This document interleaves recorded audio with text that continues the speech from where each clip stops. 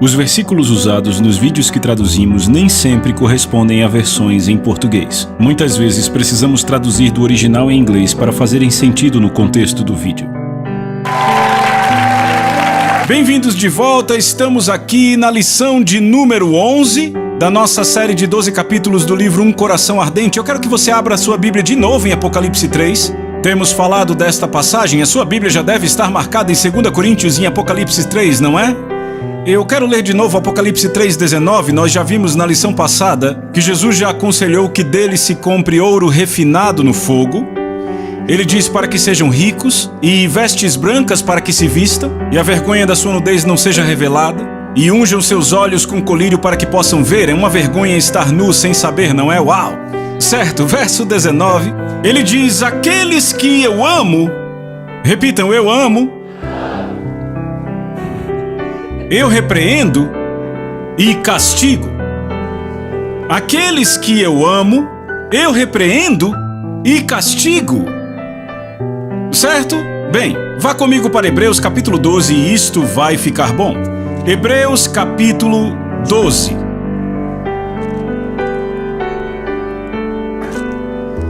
E vamos começar do versículo 5.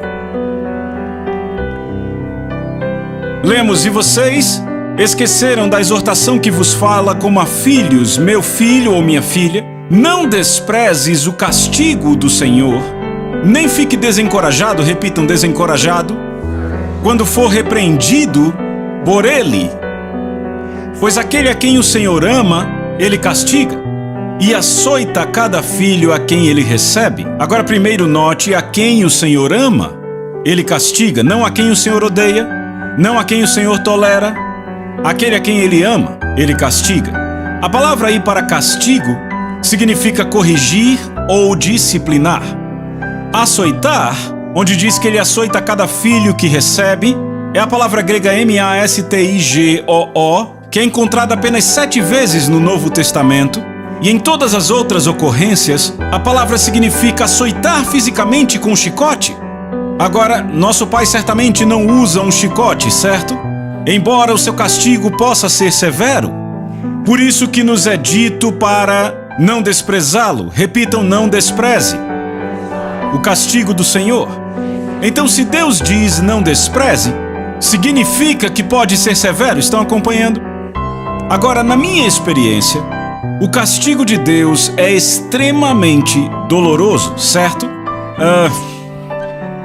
Eu já estive em situações antes que eu desejei poder ser levado a um tronco e levar umas chicotadas de verdade, porque o castigo de Deus é aqui, certo?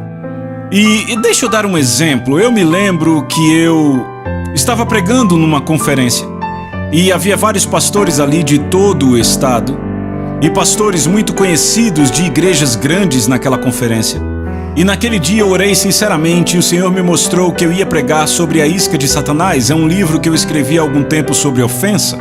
Eu já havia escrito aquele livro há algum tempo na época e, para ser honesto, eu estava interessado em outras coisas que Deus estava me mostrando, em algumas coisas novas e frescas, e eu fiquei meio, sabe, essa é uma mensagem antiga que eu preguei há muito tempo, você entende o que eu estou dizendo? E eu fiquei meio receoso assim. Eu fui para aquela conferência e sabe, lá estavam eles entusiasmados, um grande louvor e adoração. Eu me levantei e comecei a falar algumas coisas ali. E as pessoas começaram a se empolgar, sabe? E eu lembro que eu fiquei... E eu pensei, ei, isso aqui tá bom. E eu continuei naquela linha por um tempo. E aí eles ficaram realmente empolgados comigo. Alguns irmãos levantavam e... isso! Sabe, ali em pé olhando pra mim. Continue, sabe? E daí uns ficaram tão empolgados que começaram a pular e começaram a correr. E sabe, aquele lugar ficou elétrico. E eu continuei, eu preguei naquelas novas revelações, sabe? Até o final do culto.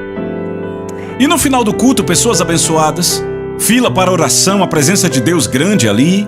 Na manhã seguinte eu acordei no hotel e eu senti como se eu literalmente fosse morrer.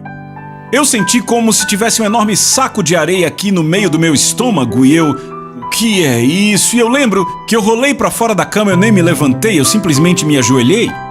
E eu disse, Senhor, eu já sabia o que era. Eu disse, Senhor, eu não te obedeci ontem, não foi? E eu ouvi o Espírito dizer: não obedeceu não. Assim mesmo. E eu disse: Pai, me perdoe, eu me arrependo, eu sinto muito de verdade, me perdoe. Eu fiz a coisa errada, não devia ter feito isto. Então eu me levantei, me arrumei. Eu tinha um voo naquele dia, me levaram para o aeroporto. E o tempo todo eu achava que ia morrer. E eu dizia: Senhor, eu sinto muito e nada. Eu dizia: por favor, me perdoe, me perdoe. Eu acabei perdendo o voo. E nas horas seguintes eu continuei dizendo: Senhor, por favor, me perdoe, eu sinto muito. Tentando orar no aeroporto e eu não havia nenhuma voz vinda de Deus, nada. E aquela sensação de estar morrendo: Senhor, me perdoe. E eu entrei no avião e fui para a costa oeste. E eu lembro que começamos a circular a cidade onde eu ia pregar no dia seguinte. E aí, de repente, aquele peso, aquela sensação de morte simplesmente foi embora, saiu de mim. E eu ouvi o Senhor dizer: essa é uma nova cidade, agora me obedeça. Eu disse: Senhor, eu acordei essa manhã e pedi para o Senhor me perdoar. E eu disse: eu pedi o seu perdão o dia inteiro, até as 2 horas extras que eu consegui por perder o voo. E eu disse: por que só agora você tirou essa disciplina flagelante de dentro de mim? Por que isso saiu agora? E o Espírito Santo me disse: porque, filho, havia pastores naquela conferência ontem que precisavam ouvir sobre ofensa. E ele disse: porque você não obedeceu, eles não receberam. E eu queria que você sentisse o quão sério foi o que você fez. E eu pensei: E então eu cheguei no lugar, liguei para minha esposa. Naquela época morávamos na Flórida. E eu disse: Lisa, disse tudo o que aconteceu. E eu disse: então, quando começamos a orbitar a cidade, de repente eu percebi que aquele peso saiu de mim. E aí eu disse: Deus, por quê? O dia inteiro eu fiquei com esse desencorajamento, com essa sensação de morte, com essa dor.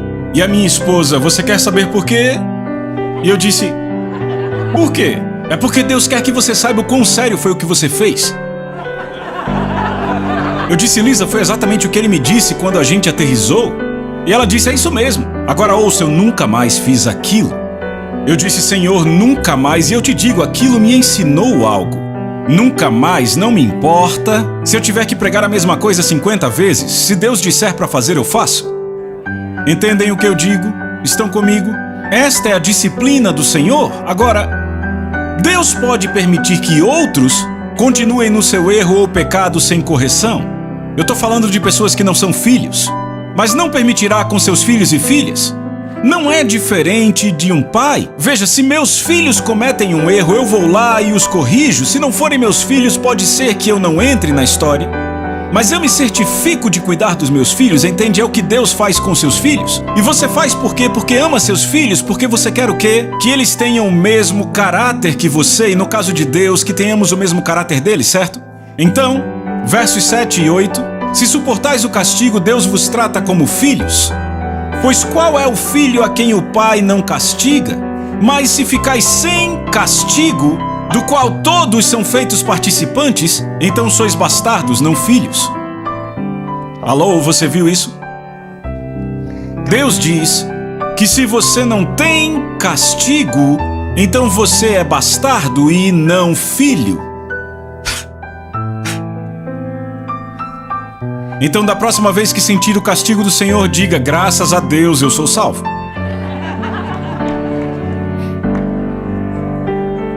Se você não tem castigo, Deus diz: de fato, você não é meu filho. Eu vou te contar como eu aprendi isso, pregando numa igreja com milhares de pessoas. Era uma manhã de domingo, uma daquelas manhãs proféticas, uma daquelas manhãs que Deus dá uma palavra e você percebe como o homem que está cortando o coração das pessoas. E eu tremia enquanto pregava, foi muito forte aquele dia. E eu lembro que eu chamei as pessoas para virem à frente e receber oração. As pessoas fizeram uma fila que ia até lá na frente. Era enorme. Agora, o tempo todo, enquanto eu pregava, eu notei aquela mulher muito distinta sentada na primeira fila. E dava para ver a mensagem inteira, ela estava totalmente focada, sabe, inclinada para frente. E ela foi uma das primeiras que veio receber oração. Mas sentada ao lado dela havia uma pessoa que parecia ser sua filha. E a filha dela sentada assim, sabe, assim. E aí fazia assim, e depois assim. Então, depois do culto, o pastor vem até mim e ele diz: John, eu posso te levar a um restaurante? Ou tem uma senhora em nossa igreja, o marido dela morreu, deixou milhões de dólares para ela tem uma casa incrível e ela é especialista em cozinha italiana. Você nunca comeu algo igual? Ele disse, ela tem uma hospitalidade que você não acredita. E ele disse, o que você prefere? Eu disse, esquece esse negócio de restaurante, vamos para casa da senhora italiana? Eu gosto de comida caseira, sabe? Eu sou italiano, eu gosto de comida italiana. Fomos para casa daquela senhora e quando ela abriu a porta da frente, era a mulher que estava na primeira fila. E eu fiquei empolgado, era aquela mulher. E sabe, quando eu entrei, a casa dela era uma casa de revista. A decoração era inacreditável. E eu sentei para aquele banquete elegante, 3 pratos. E ela se sentou bem do lado do pastor da esposa dele e de mim. E ela começou a falar, pastor John, Deus estava me corrigindo em tal assunto e tratando desse assunto também. E eu olhando para ela e pensando, senhora, eu nem acho que a senhora precisa ser tratada. Entende? Ela parecia um anjo, você entende o que eu digo? E ela derramando o coração, Deus tratou comigo isso, eu o senti. E então ela disse, mas a minha filha ficou dizendo, esse cara vai pregar quanto tempo mais? Ele fala alto. Sabe, o tempo todo enquanto eu pregava, eu olhava para aquela garota pensando, ela não é salva, ok? Agora, a garota entra no meio da refeição e acredite, deu para ver bem rápido. Agora, o que é engraçado é que quando ela saiu da casa outra vez, ela disse, vou pro culto de jovens. Se você olhasse para ela e perguntasse, você é cristã? Ela diria, sim, eu sou cristã. Mas não é interessante que no culto estava aquela mulher, sentindo como o castigo do Senhor, e também estava a filha dela, provavelmente não andando com Jesus, embora achasse que estava, sem sentir nenhuma correção. Qual a diferença? Uma é filha verdadeira, a outra ainda não é? Entende o que eu digo? Então, quando sentir o castigo do Senhor, diga, graças a Deus eu sou salvo. Sendo honesto com você, como é possível sair das 2 últimas lições que pregamos e não sentir o castigo do Senhor? Eu te digo, se você se sentiu pesaroso, isso é um bom sinal. Foi Deus, você entende? E o interessante é que você voltou para apanhar mais. Agora, por que você faz isso? Por que você faz isso? Não é interessante? Veja, eu já me peguei falando com Deus. Ok, Deus, eu estou sentindo como se fosse chicoteado agora, ok? Mas não faça esse pregador pregar, que ele continue pregando, eu preciso disso. Tem algo no castigo do Senhor que você sabe, embora diga, como isso é doloroso, que está lhe fazendo bem. Entende o que eu digo? Porque veja o que o escritor continua dizendo, veja. Ele diz, além do mais, tivemos pais segundo a carne que nos corrigiram e lhes prestamos respeito. Não devemos então nos sujeitar muito mais ao Pai dos Espíritos e viver, porque aqueles de fato por algum tempo nos corrigiram, como bem lhes parecia. Mas ele, vejam isso, mas ele para nossa vantagem. Repitam, nossa vantagem. Para que possamos ser participantes de sua santidade. Repitam, santidade. Então você vê bem aí que a razão para Deus nos castigar qual é? Para sermos participantes da sua santidade. Verso 11. Porque nenhum castigo parece ser prazeroso para o castigado, mas doloroso. Repita, doloroso. Diga de novo. Mais uma vez. Agora, você ouviu o que acabou de falar? Você disse doloroso. Então nenhum castigo parece ser prazeroso, mas angustiante, contudo, posteriormente produz um fruto pacífico de justiça para aqueles exercitados por ele. Agora eu quero falar algo e quero ser claro, e eu espero que você anote. O primeiro desejo de Deus, diga o primeiro desejo. Seu desejo mais importante é falar conosco de maneira severa na palavra enquanto nos castiga. Ok, lembra quando eu saí do quarto do hotel naquela manhã? O Senhor disse, não, você não obedeceu. Era só o que ele precisava falar, ok? Certo? A forma número 1 dele, a maneira número 1 que ele tem de disciplinar os seus filhos é através da sua palavra. Ok? No entanto, se nós ignorarmos sua palavra falada em nosso coração, ok? Quer seja porque nossa consciência se tornou um pouco endurecida, então não estamos sensíveis para ouvi-lo, ou porque nós reprimimos e não damos ouvidos a ele. Não, mas eu estou certo. Entende do que eu falo? Sabe, você já falou algo sobre alguém e parecia uma faca entrando em você? Falem comigo. E você, mas eu estou certo, o que eu estou falando é verdade. Então você ignora a faca. Certo, a faca é o Espírito Santo dizendo, não faça isto. Você ignora e o que acontece? Um véu cobre seu coração. Porque a Bíblia diz que quem não refreia a língua engana o seu próprio coração? E quem não é praticante da palavra engana a si mesmo? E aí da próxima vez que falar de alguém não sentirá uma faca, só um beliscão? E você, eu estou certo. E aí outro véu encobre o coração, é o engano. E aí da próxima vez que falar de alguém não é um beliscão, é só uma pontadinha. E aí você, eu estou certo. E aí outro véu encobre o coração, da próxima vez não sente nada. Sua consciência cauterizou. Deus pode sim te alcançar pelo arrependimento, ok? Mas se você ignorar a palavra falada dele em seu coração, então a próxima avenida do castigo será a aflição. Você pode dizer amém? Ele usará aflição e dificuldade para trazer correção. Como sei disso? Porque Salmo 119, versos 67 e 75 diz: antes de eu ser castigado eu andava desviado, mas agora eu obedeço a tua palavra, ó Senhor. Sei que os teus juízos são certos e em fidelidade tu me afligiste. Qual a prova do Novo Testamento para isso? Você está pronto? Paulo diz em 1 Coríntios 11, de 30 a 32, por esta causa muitos estão fracos, doentes entre vocês e muitos já dormem.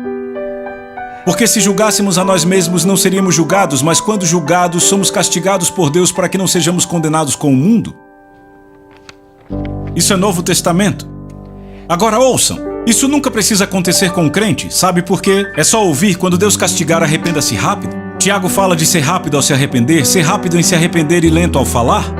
Eu nunca esqueço, eu estava numa conferência de jovens, isso foi há cerca de 10, 12 anos.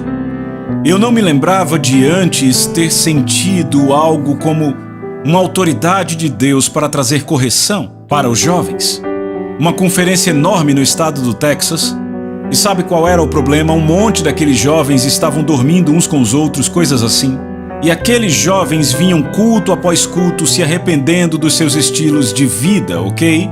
E o poder de Deus estava descendo sobre eles, sabe? Teve um garoto, eu nunca esqueço. Eu comecei a ministrar para os jovens e aquele garoto pôs suas mãos sobre as minhas e começou a me empurrar. Eu comecei a empurrar de volta. E o poder de Deus eu pude sentir fluindo pelo meu corpo. E a última coisa que eu vi foi a sola dos tênis dele. Não pense nisso, ele estava me empurrando e no instante seguinte ele foi jogado. Foi jogado nos braços de 2 outros jovens que o pegaram.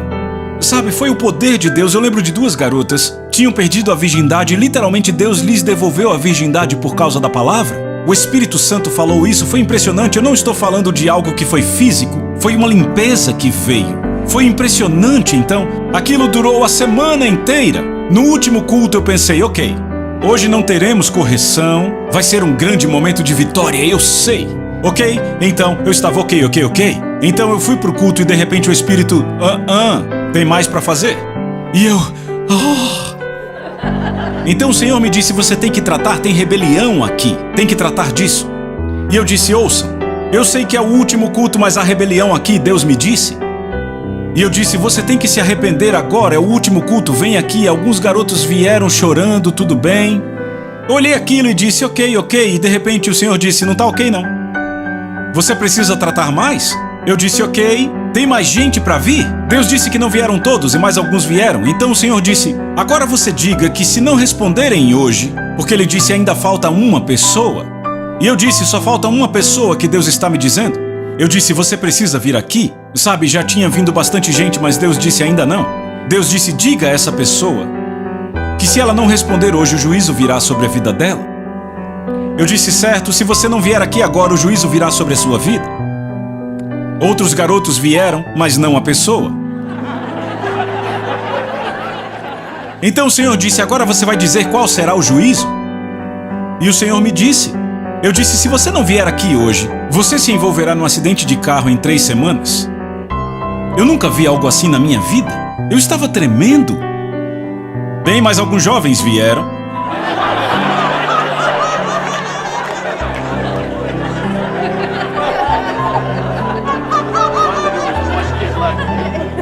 Só ficou um sem vir, não.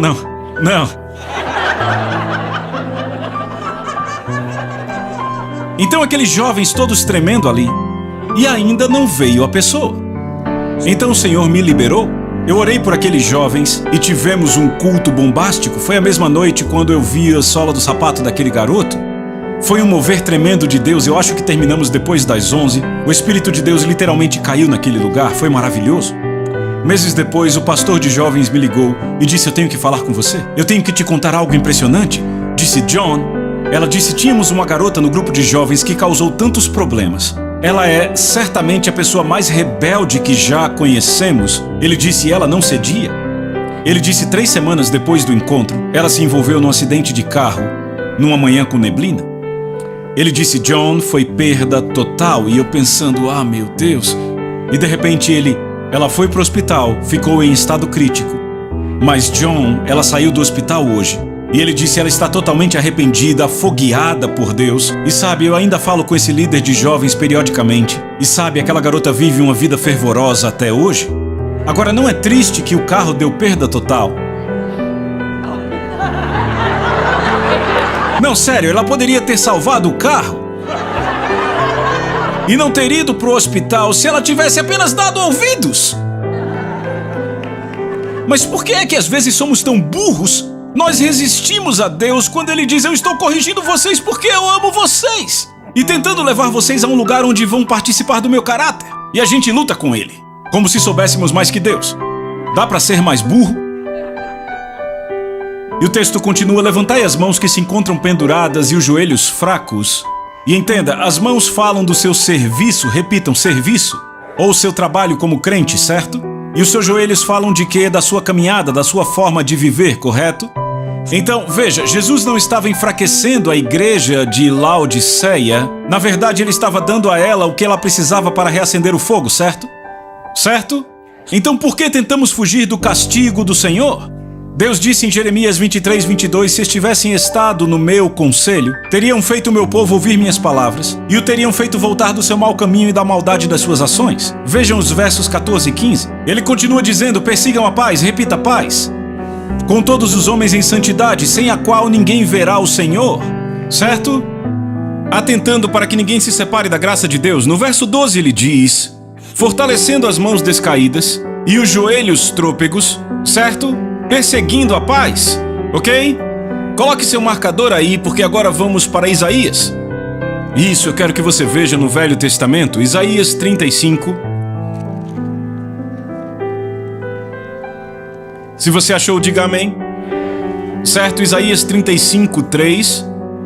Ele diz: fortalecei as mãos decaídas e firmai os joelhos vacilantes. Então, daí veja o que ele diz: dizei aos desalentados de coração, sede fortes, não temais, eis o vosso Deus, a vingança vem, a retribuição de Deus, ele vem e vos salvará. Agora veja, então os olhos dos cegos serão abertos. Quando os olhos serão abertos? Quando o quê? Quando se fortalecerem as mãos descaídas e os joelhos trôpegos, certo? Não é assim? Em outras palavras, quando o povo de Deus começar a andar em santidade, então seus olhos serão abertos para ver. Era isso que a igreja de Laodiceia precisava, certo? Então os olhos dos cegos serão abertos, os ouvidos dos surdos se desimpedirão. Não está falando da surdez física, fala dos ouvidos do coração do povo. Lembra que Deus disse: eles têm olhos, mas não veem, têm ouvidos, mas não ouvem. Não está falando de olhos físicos, nem de ouvidos físicos, fala do espírito que ficou entorpecido, seus corações estavam entorpecidos. Certo? Os coxos saltarão como cervos e a língua dos mudos cantará, pois águas arrebentarão no deserto e ribeiros no ermo. Veja, uma estrada, repita, uma estrada, estará lá onde no deserto, onde ele trouxe a correção. Uma estrada será chamada a estrada da santidade. Repita, santidade. Você vê como tudo se relaciona? Isaías diz: fortaleçam as mãos descaídas, joelhos trôpegos, olhos serão abertos, ouvidos serão abertos. E aí ele diz que haverá uma estrada ali, uma estrada que será chamada a estrada da santidade. Repita, estrada de santidade, ou seja, um nível mais elevado de vida. Lembre-se, quando Deus fala em santidade, Ele está dizendo: eu não penso como você, eu não falo como você, não vivo como você, suba para o meu nível de vida. Por que você quer ficar andando com as galinhas no curral se eu te chamei para ser uma águia? Certo? É isso que Ele está dizendo. Veja, uma estrada estará ali, uma estrada, e ela será chamada a estrada da santidade. O imundo não passará por ela, servirá apenas aos que são do caminho, os insensatos não a tomarão. Eu quero ler de outra tradução, essa tradução não deixa muito claro. A NASB diz: haverá ali uma estrada, um caminho, será chamada a estrada da santidade. Agora ouça: os impuros não viajarão por ela. mas ela será para aqueles que andam naquele caminho, e os tolos não irão vaguear por ela. Repita, tolos não vaguearão. Então, o caminho da vida sobre o qual Jesus fala é um caminho estreito. Você pode dizer amém? Muito bem, ele fala de um caminho mais elevado de santidade, certo? Então, ele diz que o tolo não conseguirá andar por essa estrada. Ouça, um tolo, ouça com atenção, escreva isso. Um tolo é aquele que vê apenas os seus próprios pensamentos e sua vida como a medida da sabedoria.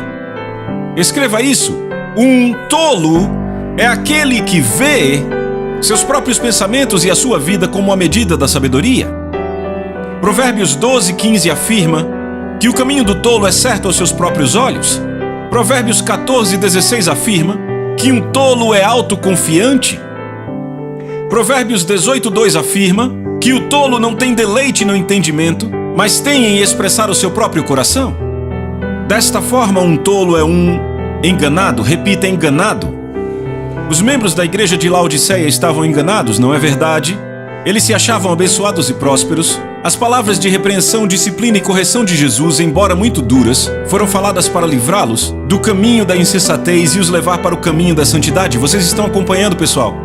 Ele estava fortalecendo suas mãos cansadas e firmando seus joelhos vacilantes. Exatamente era o que ele estava fazendo com a igreja de Laodiceia. Estão acompanhando? Porque, veja, eu vou continuar lendo do livro, preste atenção. Aqueles que hoje não dão ouvidos à correção perderão o único caminho que leva à glória de Deus. Porque, lembrem-se, o temor do Senhor e a santidade são um acesso para o monte, correto? A correção sem arrependimento não tem valor nenhum. Eu vou dizer de novo, a correção sem arrependimento não tem valor. Você pode passar pela dor da correção, mas se não se arrepender, toda a dor da correção não terá valor nenhum. Então por que não se arrepender para que a dor da correção tenha algum valor? Não é preciso ser um gênio para entender isso, não é? Certo? Certo, é por essa razão que Deus diz à igreja de Laodiceia: seja zeloso e arrependa-se. Apocalipse 3:19. Repita, seja zeloso e arrependa-se. O que é ser zeloso? Hoje em dia a palavra zeloso não é muito usada, poderíamos substituir por ser apaixonado. Então Jesus está dizendo deve haver paixão no arrependimento. Sabe, arrependimento é uma das palavras mais belas do Novo Testamento, porque o arrependimento é a porta para as bênçãos de Deus. Arrependimento significa uma mudança completa de coração, uma mudança completa de pensamento, uma mudança de coração. Deixa eu ilustrar isto. Você tem visto a vida e as coisas assim, a sua sabedoria? De repente, a verdadeira sabedoria de Deus vem daqui, e o arrependimento diz: deixa eu sair desse meu caminho burro, da minha visão burra, e abraçar o caminho de Deus. Isso é arrependimento? Muita gente tem medo do arrependimento porque vê do ponto de vista do Velho Testamento. No arrependimento, eles se autoflagelavam. Não é no pó, roupa de saco e nas cinzas, certo? Não é, você não faz isso agora. Você pode se arrepender no Novo Testamento sem lágrimas. As pessoas, temos que chorar e nos mover em nossas emoções, por que não? Basta uma mudança completa de mente e coração. Você pode dizer amém? Então veja, Jesus diz, seja zeloso e arrependa-se. Certo, ser zeloso é desejar apaixonadamente mudar de onde estamos no momento para a sua gloriosa natureza. Certo, deixa eu te dizer uma coisa. A Bíblia diz que quando Jesus retornar, seremos como Ele. 1 João 3:2, certo? Quando Jesus voltar, nós o veremos porque seremos como Ele, certo? Como Ele, certo? Ok, então deixa eu te dizer. Se seremos como Ele quando Ele voltar, significa que um de nós vai ter que mudar. Agora vocês que estão olhando para mim com essa expressão de dúvida, não vai ser Ele. Significa que a maioria das ações de Deus na minha vida serão corretivas. Como crentes, devemos abraçar com alegria a correção de Deus. Obrigado.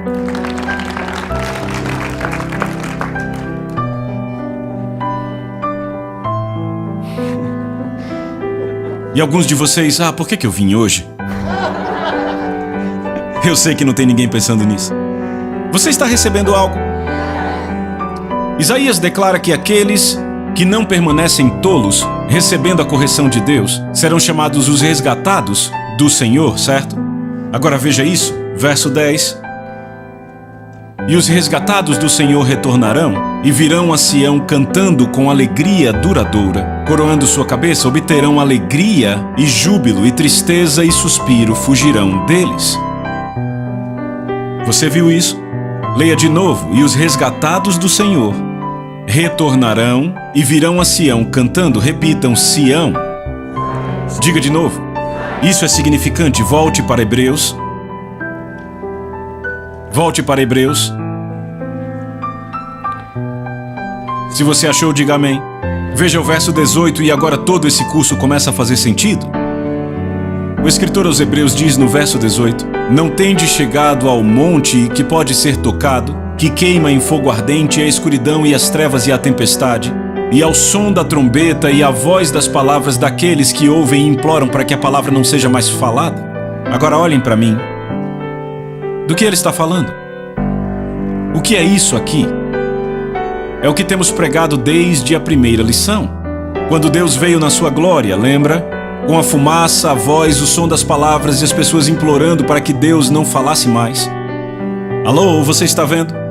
Agora então você vê o escritor aos Hebreus dizendo: vocês não chegaram a este monte? Mas veja o verso 22. Mas tendes chegado ao monte Sião? Olhem para mim. Repitam, Sião. O que Isaías acabou de dizer? Que os resgatados do Senhor retornarão cantando e virão a... Diga de novo. Agora veja o que ele diz: mas vós tendes chegado a Sião. Ele não diz vocês chegarão a Sião. Isto é agora. Olhe para mim. Deus ainda está no monte? Eu disse que ele ainda está no monte. O monte não se chama mais Sinai, onde Moisés esteve. Agora se chama Sião. Veja o que ele diz: mas tendes chegado ao monte Sião e à cidade do Deus vivo e a Jerusalém celestial e a incontáveis hostes de anjos. Agora veja, a universal assembleia, a igreja dos primogênitos registrados no céu, a Deus o juiz de todos e aos espíritos dos justos aperfeiçoados. Então, olhe para isso com atenção. Ele diz: tende chegado à cidade do Deus vivo, a Jerusalém celestial, a incontáveis hostes de anjos. Então há anjos, você diz amém? A universal assembleia e a igreja dos primogênitos, ou seja, aqueles que morreram e estarão com Jesus, certo? Alô, eu posso ter um amém? É todo esse povo, certo? Certo? Então, deixa eu dizer o seguinte. A universal assembleia e a igreja dos primogênitos, eu acabei juntando os dois. A igreja dos primogênitos são todos os santos do Novo Testamento que morreram e foram estar com Jesus. Quem é a universal assembleia?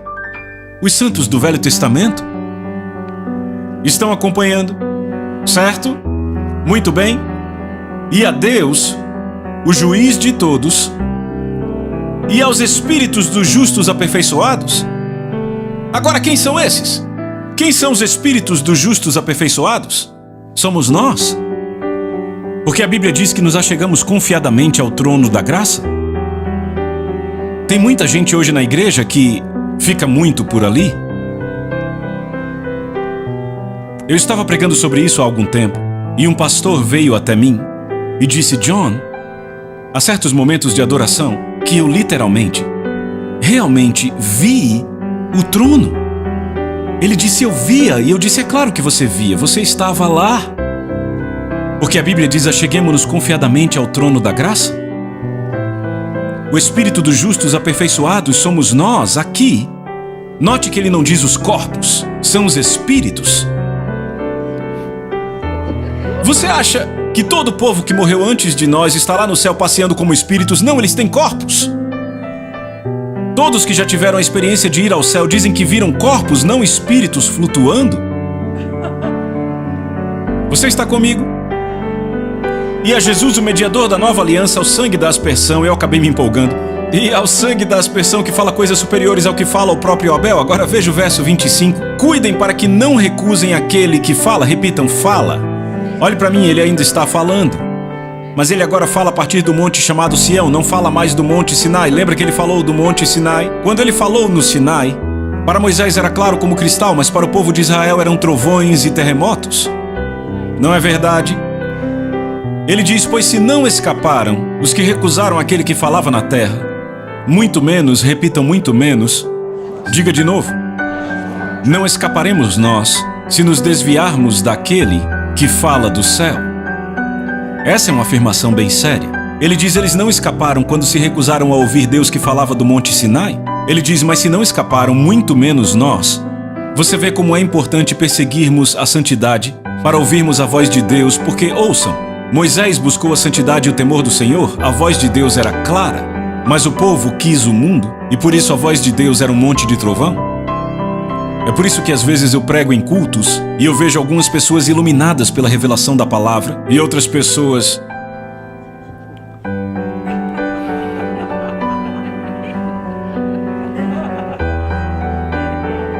Entende o que eu digo?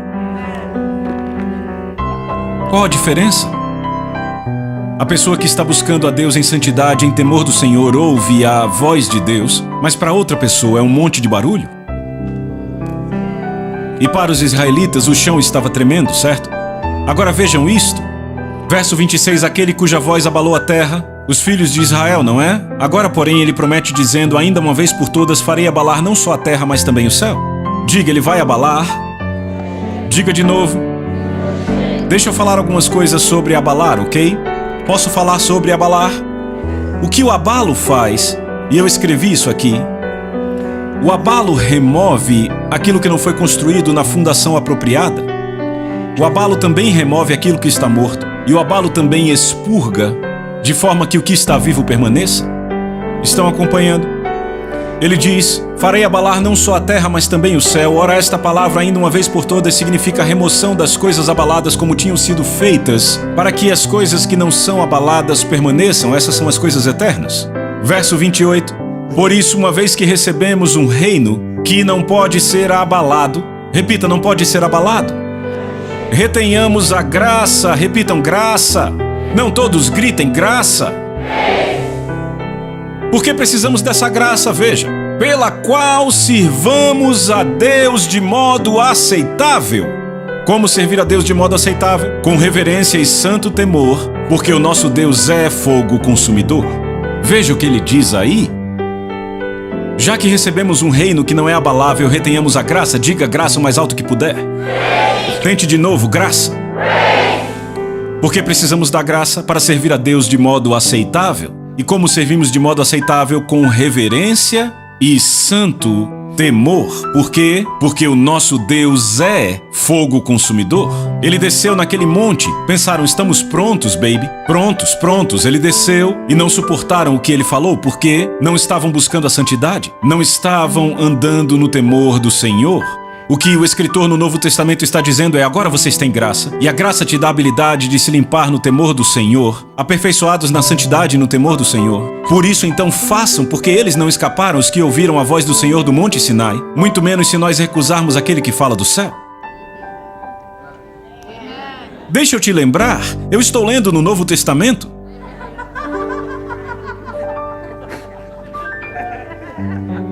Ok? Agora, sabe o que acabou de acontecer aqui? Nessas 10 lições você entendeu a trama. E agora, quando lemos essa passagem, ela te acertou em cheio, não é? Você não ficou apenas lendo. Por quê? Porque agora você entende todo o contexto. Mas infelizmente hoje a gente tem aliviado isso. Temos a graça, ela é a grande cobertura, sabe, irmão? Nós somos salvos pela graça, vivemos como queremos e chegamos no céu. Não precisamos dar testemunho, chegamos de qualquer jeito. Não.